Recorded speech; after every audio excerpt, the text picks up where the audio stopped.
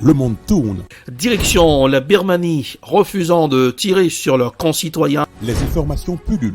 Tout de suite, voici les informations. C'est le moment d'ouvrir la page internationale avec Erlichi Dorelas depuis Boston, Massachusetts.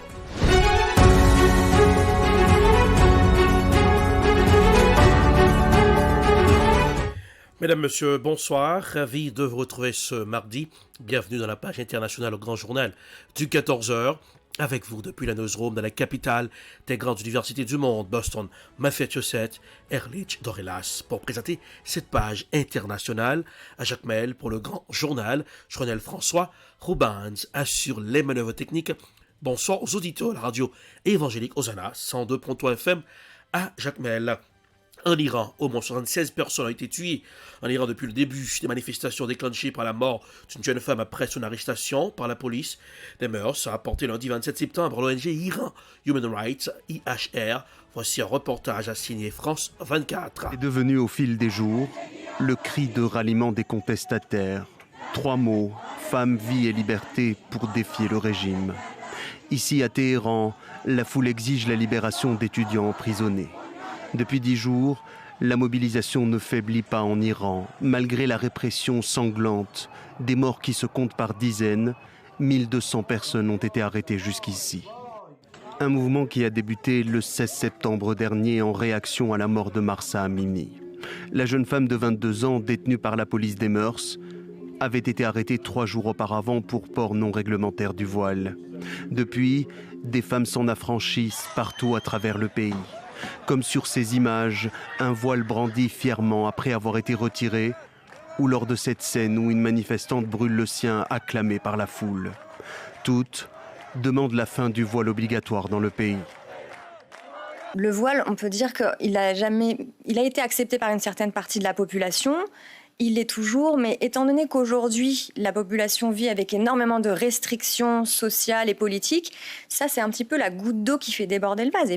La population s'en prend à des symboles du pouvoir. Depuis leurs fenêtres, des Iraniens crient mort au dictateur.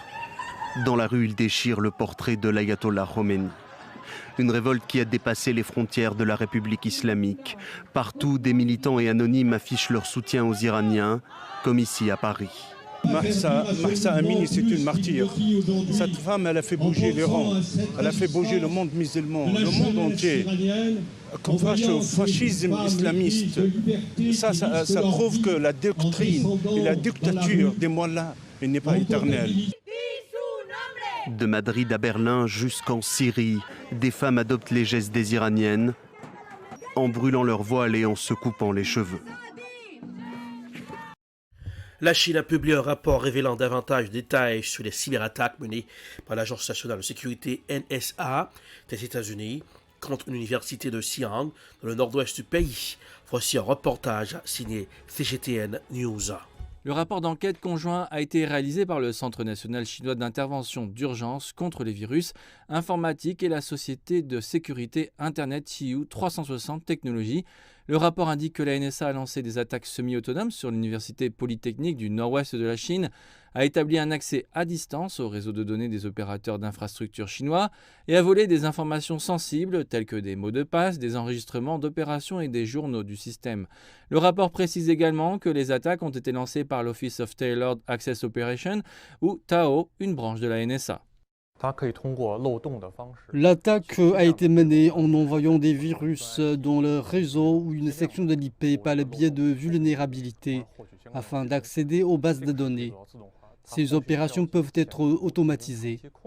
Les actions de suivi pendant le contrôle à long terme, telles que le vol de documents spécifiques, le retrait des opérations et la destruction des preuves, sont menées manuellement. Au Nigeria, des dizaines de milliers de fermes ont été submergées par les eaux, comme celle d'Amano, dans le village de Tiga, au nord du Nigeria. Voici un reportage signé Africa News. Les inondations dévastatrices au Nigeria ont ravagé les terres agricoles à l'instar des récoltes des villages de l'état de Kano, dans le nord du pays. Le déferlement a poussé des milliers de personnes à abandonner leurs maisons. Au moins 300 Nigérians sont morts et plus de 70 000 ont été déplacés. Des dizaines de milliers de fermes ont été submergées comme celle d'Adamou dans le village de Tiga. Nous appelons le gouvernement et les agences internationales à nous aider. Nous demandons à tous ceux qui peuvent nous aider de faire preuve de compassion, car nous avons vraiment besoin de soutien. Après les ravages causés dans les rizières, les décombres du pont, emportés par la pluie, ont ravagé les pâturages. Ce champ est devenu complètement stérile. Après la fin de l'inondation, le riz a été tué, une autre catastrophe s'est produite. Le pont a été emporté par la pluie, a déposé du sable et du bitume brisé, recouvrant tout le champ. Maintenant, nous n'avons même pas de champ pour planter des cultures. Des études menées notamment par la météorologie nigérienne prouvent que les pluies deviennent de plus en plus intenses. Celles-ci font en sorte que le processus du cycle naturel d'infiltration et de saturation des sols soit surpassé, les sols étant dégradés par l'action de l'homme. Nous avons eu la malchance de subir des inondations. Elles ont emporté le sable de la route et ont recouvert nos rizières. C'est le peu qu'il nous reste, par la grâce d'Allah, que nous allons récolter. Les pluies n'ont jamais été aussi destructrices. Le phénomène des inondations enregistrées au Nigeria a commencé avec les crues du fleuve Niger et s'est accentué ces dernières semaines avec les crues du fleuve du Cameroun. Avec les grandes pluies, les risques d'inondation sont d'autant plus importants. Le retour de l'extrême droite dans certains pays de l'Europe, la Suède comme l'Italie fait le choix de l'extrême droite. Dans ce temps, la social-démocratie, le réveil est difficile après les élections législatives. Le Parti des démocrates de Suède, fondé à la fin des années 80 par les groupes néo-nazis, a été le grand gagnant du scrutin. Voici un reportage signé La 5 à l'émission C'est dans l'air. À Stockholm, ces dizaines de Suédois se sont rassemblés pour dire non au racisme, quelques jours après le résultat des élections législatives. Je suis en colère, je suis tellement en colère. Je suis en colère contre nos résultats électoraux, mais avant tout, je suis en colère contre le racisme grandissant en Suède et partout en Europe. On a été très choqués en voyant le résultat des élections. Ce n'est pas la Suède dans laquelle je veux vivre et que je veux construire. L'effet d'un électrochoc après la victoire il y a 15 jours de la droite alliée à l'extrême droite lors d'un scrutin très serré. 176 sièges contre 173 pour le bloc de gauche emmené par la première ministre social-démocrate. Un grand gagnant, le Parti nationaliste des démocrates de Suède, plus de 20% des voix. À cet instant, nous sommes le deuxième plus gros parti politique de Suède. Et notre ambition, c'est de faire partie du gouvernement. Les démocrates de Suède, une formation fondée par un groupe néo-nazi dans les années 80, que son jeune leader, Jimmie Åkesson, tente de dédiaboliser depuis plusieurs années. Même si son principal discours reste la lutte contre l'immigration dans l'un des pays d'Europe qui accueille le plus de réfugiés. Combattre le crime. Pour les électeurs, c'est ça la question la plus importante. C'est ça que j'entends quand je me déplace dans le pays aujourd'hui. Ça va du crime des gangs au réseau de cambrioleurs étrangers qui sillonnent nos campagnes pour voler tout et n'importe quoi. C'est de ça dont nous devons nous occuper en priorité. Les personnes qui viennent dans notre pays, qui veulent travailler et faire du bien ici sont les bienvenues. Nous pensons que c'est très bien. Mais si vous ne pouvez pas bien vous comporter ni suivre les lois et les coutumes suédoises, il y a d'autres endroits où vivre que la Suède. Alors, quelle place occupera l'extrême droite au sein du prochain gouvernement suédois? Les discussions sont toujours en cours avec ses alliés. Ailleurs en Europe, elle gouverne déjà. C'est le cas de la Hongrie, de la Pologne et bientôt de l'Italie, où la victoire du parti post-fasciste inquiète Bruxelles et que surveille de très près Emmanuel Macron. Vendredi, l'un de ses bras droits, le nouveau patron du groupe Renaissance, Stéphane Séjourné, est même venu apporter son soutien au parti centriste italien. Les populistes, les extrêmes vont jouer avec l'Europe. Mais jouer avec l'Europe, c'est jouer avec notre démocratie, notre économie, avec la stabilité de notre monnaie, l'euro. L'Europe, chers amis, est trop sérieuse pour la laisser à des incompétents et des manipulateurs. Pour lui, l'union des droites en Suède comme en Italie est une mise en garde sérieuse. Aujourd'hui, Forza Italia, qui était l'équivalent des Républicains en France, qui s'allie à l'extrême droite aujourd'hui italienne pour conquérir le pouvoir. On voit à peu près les similitudes que je peux tracer en France et ce qui peut nous arriver dans les quelques années. Après les législatives en Suède et en Italie, au tour de la Bulgarie et de l'Autriche de voter pour des élections présidentielles cette fois d'ici novembre, des scrutins qui seront sans aucun doute très observés. Zoom, que se passe-t-il dans le monde? Pourquoi la fin de la suprématie occidentale sur le reste du monde est devenue irréversible? Écoutons un extrait avec Chris Sende sur Unica 24. Le conflit actuellement que nous avons en Ukraine nous présente deux protagonistes. Vous le savez comme moi, nous avons grandi dans un monde manichéen dans lequel en fait, on nous présente un bon et un méchant.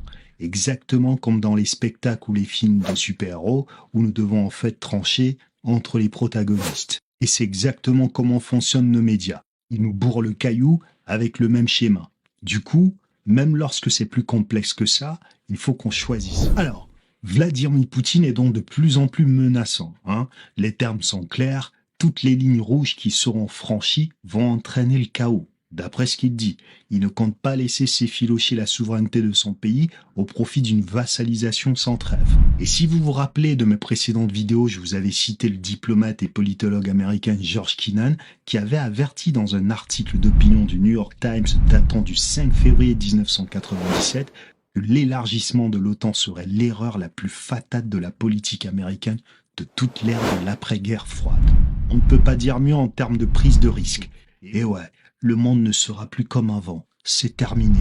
Les sanctions économiques, au lieu d'affaiblir la Russie, sont en train en fait d'entraîner toute l'Europe dans la ruine. En Allemagne, par exemple, au Bundestag, qui est le congrès allemand, les voix s'élèvent pour demander la fin des sanctions contre la Russie et la fin de la guerre entre la Russie et l'Ukraine. Mais les peuples européens ne bougent pas plus pour demander la fin de ce bourbier.